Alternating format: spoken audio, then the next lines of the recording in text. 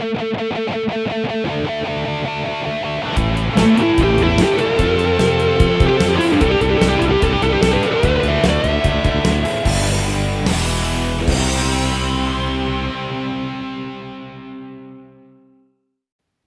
and welcome to a new episode of Geek Lunch Me. I'm your host Chris. As usual, it is a typical summer's day here in the UK. It's chucking it down with rain and blowing a hoolie, so hopefully the microphone isn't picking up too much of the bad weather outside. I hope it's better wherever you are in the world. What I thought I'd do today is take a look at the three Shin movies, seeing as I saw the last of them on Amazon Prime the other day. And for those of you thinking, what the hell is a Shin movie? Don't worry, we'll come to that in a minute. And for those of you who obviously are familiar, you're probably asking yourself, Chris, why aren't you doing the four Shin movies? Well, the fourth one is Evangelion, which is one of the anime movies, and I believe it's the fourth in the series of those films, and they've had loads of reboots and remakings anyway. So I thought I would just concentrate on the three live action Shin movies, which are standalone movies, so you don't really need to know any sort of any background or having seen anything previously. And don't forget, if you like the video, hit the thumbs up, helps us out a great deal, helps the video get seen by a lot more people. And if you've not already subscribed, why not mash that subscribe button? We'd absolutely love to have you as a subscriber here at the channel. So the Shin movies are basically three reimaginings, sort of reboots of Tokusatsu, which is the it translates to special photography, basically live action films and TV shows in Japan that basically sort of genre films that feature a lot of special effects. And so what we get first of all is Shin Godzilla, obviously one of the biggest sort of geek properties in the world, huge movies in Japan, been going since 1954. We then get Shin Ultraman, based on the old 1960s TV show, or say 1960s when it started. It's been running ever since in various different iterations that we'll have a quick look at in a minute. And then we end up with Shin Kamen Rider, which is another sort of Ultraman style show. And basically, director Hideaki Anno has put his own personal stamp. He's basically written these three films, sort of say reimagining, almost sort of like rebooting these classic properties from Japan and sort of bringing them up to date for modern audiences. So we'll start 2016, Shin Godzilla was released, also known as Godzilla Resurgence in the Western world. And as I say, Hideaki Anno wrote and directed this. And it had been a few years since Toho Studios had a big live action Godzilla movie. Obviously, we'd had the American versions, the Legendaries Monsterverse, the next Godzilla Kong movie coming next year from that. Yeah, they decided to do, say, this big reimagining of Godzilla. Straight away, he looks very different from the way he normally looks. There's a sort of black and red, and when he first comes out of the ocean, he's in a very different, weird looking form. Like he hasn't got any arms, and he sort of wriggles on the floor, got his big buggy eyes. It's all very strange, and that's sort of like the theme sort of the movie going forward. It's a very different beast as a whole, not just Godzilla himself, the whole film to what we've had previously. And yeah, it does take a bit of getting used to. It's effectively a sort of political satire. You basically have Godzilla, say, comes out of the ocean and starts causing havoc. And what we basically see is the government's response to this. So there are lots of boardroom meetings, people walking through corridors, having conversations, and you see a lot more of the sort of political machinations of what would be happening like around the world with different governments, particularly the US gets involved. Obviously when a giant monster attacks, and this really is where you'll either love it or it will really lose you. If we're used to sort of seeing Godzilla taking on other big monsters, depending on what era of Godzilla films. Very obviously, very early on, he was the sort of beast just destroying everything. But then, like during the 70s, and he became this defender of Earth and sort of taking on all these other monsters. You get sort of none of that in Shin Godzilla. I say he's just this big, strange looking beast who just attacks Tokyo, and then the government fights back. There aren't masses of action scenes. Obviously, the military try and stop him, sort of not very effectively, as usual happens in these things. So anyone expecting all-out, monster action, is going to be disappointed. The film did big business in Japan. I think it was the second highest grossing film in 2016 when it came out.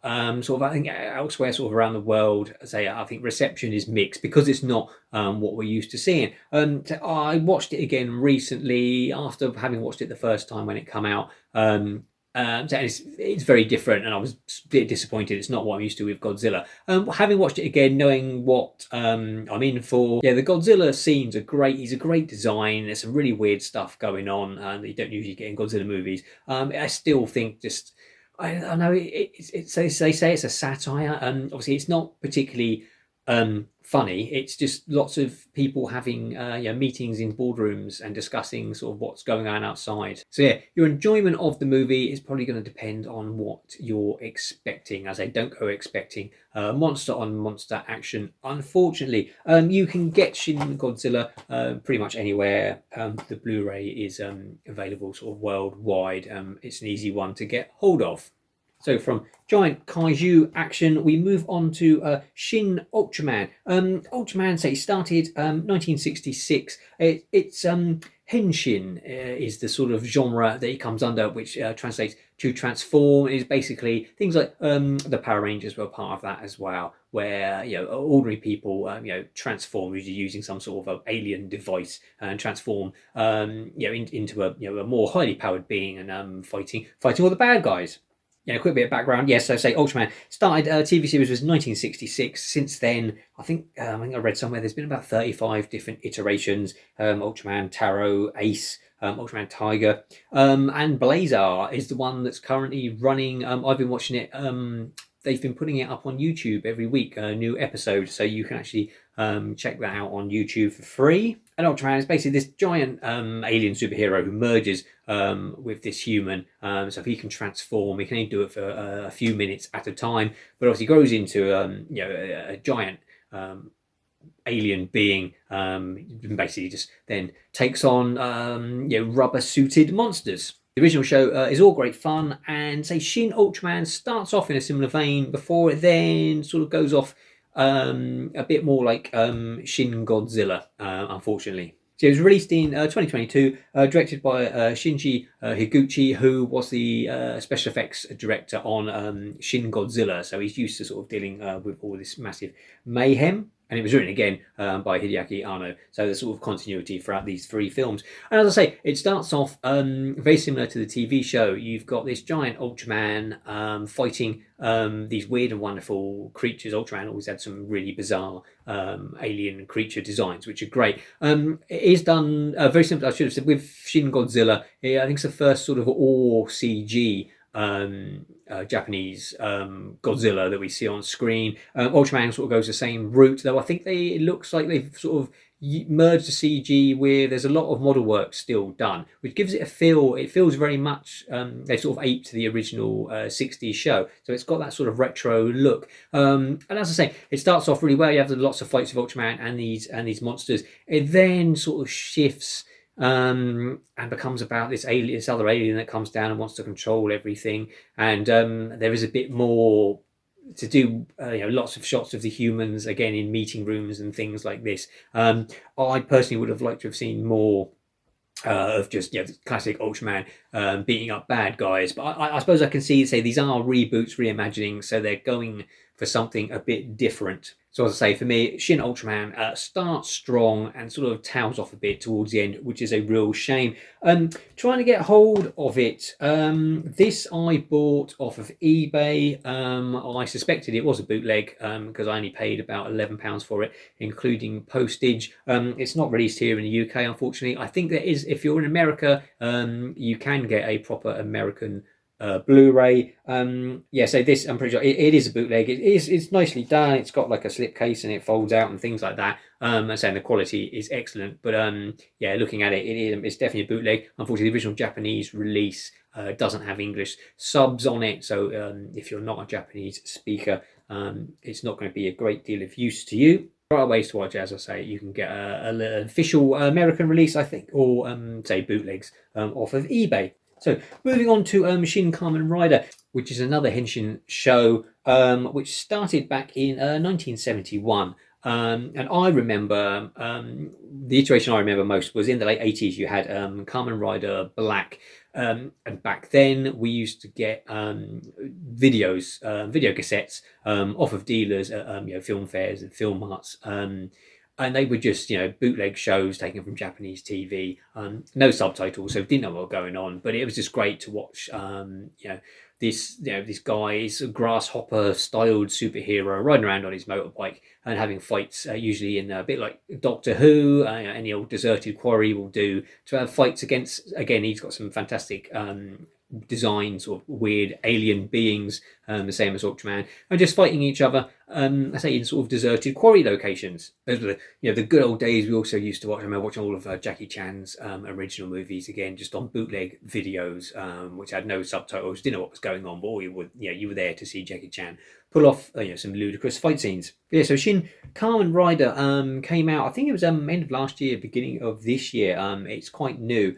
Again, Hideaki Anno in the director's chair. And of the three movies, I think this one was my favourite because I think it sticks more or less to the original feel of the show. You've got Kamen Rider. As I say, he's this, he transforms into this sort of grasshopper themed superhero on his motorbike. And he's going around just beating up various different bad guys. You've got the evil organization Shocker, and they've got sort of other mutants they call Kaijin in the world of Kamen Rider. And there's a scorpion one, bat one, I think a butterfly one. So you've got all these various different weirdly designed bad guys for Kamen Rider to fight. And I had a great deal of fun with it. It's not for kids. This version, there is blood and guts galore. Lots of blood squirting everywhere when Kamen Rider is punching bad guys in the face and their heads are sort of exploding, and there's blood flying all over the place. It's very, very different, far more violent than the original show.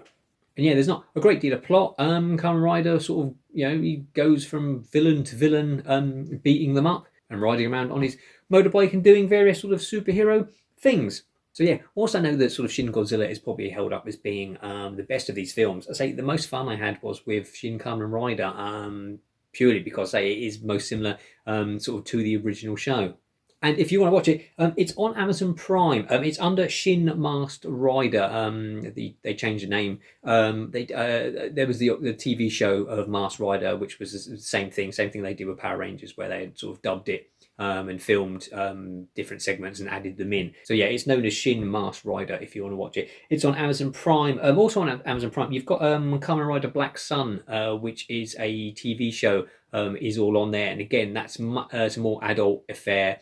There's a lot of stuff to do. There's a lot of flashbacks in there to the 70s and the 60s and things like that. And the sort of whole themes run through about the Kaijin, and sort of parallels to racism and intolerance and things like that. So it's a much more sort of adult show. Not a great deal of action in Kamen Rider Black Sun. I thought there's a bit towards the end. Just as the sort of series is ending, you get a bit more of what I thought it was going to be more. But it's more of a serious affair. But Shin Kamen Rider, I enjoyed a great deal. So those are the Shin movies, sort of reimaginings, reboots of some classic Japanese films and TV shows. Have you seen them all? Which one was your favourite? Let me know in the comments below. And until next time, take care and eat geek and be merry.